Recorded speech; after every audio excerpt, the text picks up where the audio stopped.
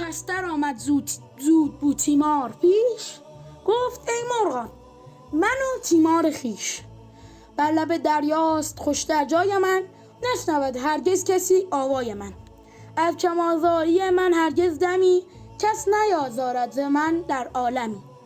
بر لب دریا نشینم دردمند، دایما اندوهگین و مستمند. بوتیمار کنار دریا آمد و گفت من تشنه‌ام، اما از این دریا آب نمی نوشم. می ترسم اگر بنوشم آب دریا کم شود و چیزی از دست برود. پس تشنگی را تحمل می کنم تا مبادا نقصان افتد. هدهدش گفت ای ز دریا بی خبر، هست دریا پر نهنگ و جانور. گاه تلخ است آب او را گاه شور، گاه آرام است او را گاه زور.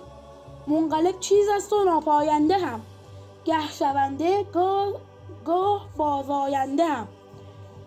بس بزرگان را که کشتی کرد خرد، بس که در گرداب او افتاد و مرد. هدهد گفت ای بوتیمار، تو در کنار دریا می سوزی و از ترس کم شدن خود را محروم کرده ای. این ترس عقل نیست، حرصی است که جامه احتیاط پوشیده. کسی که از بیم از دست دادن بهره نمی برد، نه دنیا دارد و نه راه حقیقت. بوتیمار خاموش ماند و تشنه در کنار دریا.